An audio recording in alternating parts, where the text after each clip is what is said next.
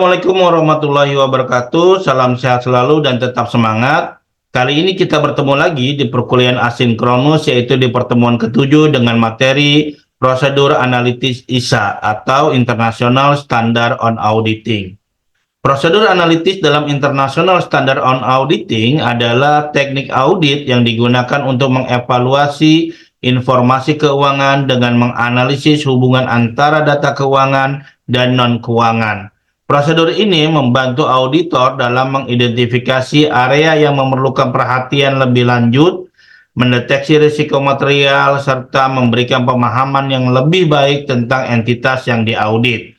Pada pertemuan kali ini, kita akan mencoba mengulas sedikit mengenai proses review analitis, perumusan ekspektasi, prosedur analitis secara umum, prosedur-prosedur analitis selama tahapan yang berbeda dalam proses audit, prosedur-prosedur analitis sebagai pengujian substantif, computer assisted audit teknik, generalized audit software, prosedur-prosedur analitis menggunakan teknik penggalian data atau data mining, dan juga tindak lanjut dalam kasus penyimpangan yang tidak diekspektasikan. Oke, yang pertama adalah proses review analitis. Proses review analitis adalah suatu metode evaluasi yang sistematis dan mendalam terhadap suatu topik, masalah, atau informasi dengan menggunakan pendekatan analitis. Proses ini bertujuan untuk memahami, menganalisis, dan mengevaluasi informasi secara kritis untuk mendapatkan pemahaman yang lebih baik atau untuk membuat keputusan yang lebih baik. Langkah-langkah umum dalam proses review analitis adalah yang pertama adalah identifikasi tujuan, pengumpulan informasi, penganalisisan informasi, evaluasi, penarikan kesimpulan, pelaporan, dan tindak lanjut. Selanjutnya adalah perumusan ekspektasi. Perumusan ekspektasi adalah langkah penting dalam prosedur analitis, khususnya dalam konteks audit dan analisis keuangan. Ini melibatkan pengembangan estimasi atau prediksi mengenai saldo akun atau kelas transaksi yang diuji. Berikut adalah langkah-langkah umum dalam perumusan ekspektasi. Yang pertama adalah memahami bisnis dan industri, yaitu memahami operasi bisnis klien, model bisnis, dan kondisi industri di mana perusahaan beroperasi, serta mengumpulkan dan menganalisis data historis yang relevan. Yang kedua adalah menentukan faktor-faktor yang mempengaruhi, yaitu mempertimbangkan kondisi ekonomi umum yang dapat mempengaruhi ekspektasi, serta meninjau kebijakan akuntansi yang diterapkan oleh perusahaan, dan juga mengidentifikasi peristiwa atau transaksi luar biasa yang dapat mempengaruhi ekspektasi. Yang ketiga adalah mengembangkan model analitis, yaitu dengan menggunakan metode statistik atau model matematis untuk mengembangkan ekspektasi, serta membandingkan dengan data industri atau perusahaan yang sejenis. Yang keempat adalah mengumpulkan data yang relevan, yaitu dengan menggunakan laporan keuangan internal, catatan akuntansi, data operasional, serta mengumpulkan data dari sumber eksternal seperti laporan industri, data ekonomi, dan benchmark eksternal. Yang kelima adalah menghitung dan membandingkan ekspektasi, yaitu menghitung estimasi awal berdasarkan data yang dikumpulkan, serta membandingkan hasil aktual dengan ekspektasi untuk mengidentifikasi variasi atau perbedaan yang signifikan. Yang keenam adalah mengevaluasi hasil dan mengambil tindakan, yaitu melakukan investigasi terhadap variasi yang tidak diharapkan untuk memahami penyebabnya. Dan yang terakhir adalah dokumentasi dan pelaporan, yaitu mencatat semua langkah, asumsi, data yang digunakan, dan hasil dari analisis, serta menyusun laporan yang menjelaskan temuan, variasi yang diidentifikasi, dan langkah-langkah yang diambil. Perumusan ekspektasi dalam prosedur analitis ini membantu auditor atau analis untuk mengidentifikasi area yang memerlukan perhatian lebih lanjut, memastikan keakuratan dan kewajaran laporan keuangan, serta memberikan wawasan berharga tentang kinerja perusahaan. Oke, selanjutnya adalah prosedur analitis secara umum. Prosedur analitis secara umum merupakan langkah-langkah sistematis yang digunakan untuk menganalisis data atau informasi dalam berbagai konteks, termasuk penelitian, audit, dan evaluasi bisnis. Berbicara mengenai analisis data, biasanya dia menggunakan analisis tren, analisis rasio, dan pengujian kewajaran atas saldo akun atau perubahan saldo akun dalam periode akuntansi terkait. Sedangkan langkah-langkah umum dalam prosedur analitis adalah sebagai berikut. Yang pertama adalah perencanaan dan pemahaman konteks, pengumpulan data, pembersihan data, analisis data, interpretasi hasil, penyusunan laporan, review dan validasi, dan yang terakhir adalah tindak lanjut. Prosedur analitis secara umum ini penting untuk memastikan analisis dilakukan secara sistematis, valid, dan dapat dipercaya, sehingga dapat digunakan untuk pengambilan keputusan yang tepat. Oke, selanjutnya adalah prosedur-prosedur analitis selama tahapan yang berbeda dalam proses audit. Yang pertama adalah tahapan perencanaan, yaitu mengidentifikasi perubahan yang tidak biasa dalam laporan keuangan. Yang kedua adalah tahapan pengujian substantif, yaitu memperoleh keyakinan saldo akun laporan keuangan tidak memuat salah saji yang material. Yang ketiga adalah review secara keseluruhan, yaitu memperkuat kesimpulan selama proses audit atas masing-masing komponen laporan keuangan. Dan yang terakhir adalah pengujian pengendalian atas informasi, yaitu memiliki keyakinan atas reliabilitas informasi.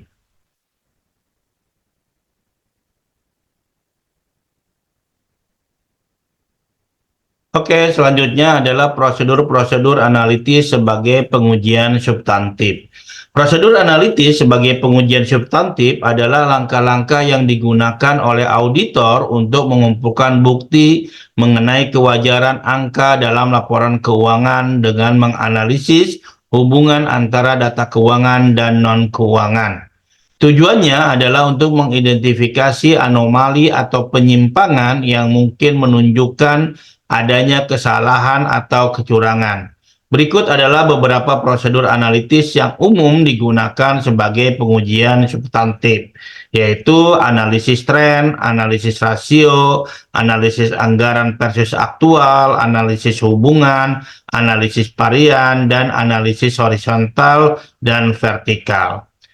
Dalam pelaksanaan prosedur analitis sebagai pengujian substantif, auditor harus mempertimbangkan beberapa hal, yaitu ketersediaan dan reliabilitas data, pemahaman terhadap bisnis dan lingkungan, konsistensi dengan prosedur audit lainnya, dan yang terakhir adalah penilaian atas resiko. Prosedur analitis ini sangat efektif dalam mengidentifikasi area yang memerlukan penyelidikan lebih lanjut, sehingga dapat meningkatkan efisiensi dan efektivitas proses audit. Selanjutnya adalah Computer Assisted Audit Technique dan Generalized Audit Software. Penggunaan Computer Assisted Audit Technique dapat memungkinkan adanya pengujian yang lebih ekstensif atas sejumlah transaksi elektronik dan catatan akun. CATS dapat digunakan untuk memilih sampel transaksi dari catatan elektronik yang utama untuk mengelompokkan transaksi-transaksi dengan karakteristik tertentu atau menguji seluruh populasi daripada penggunaan sampel. Paket Generalized Audit Software memuat sejumlah teknik audit yang terkomputerisasi, baik yang melakukan prosedur analitis maupun pengambilan sampel statistik yang digabungkan dalam sebuah perangkat lunak.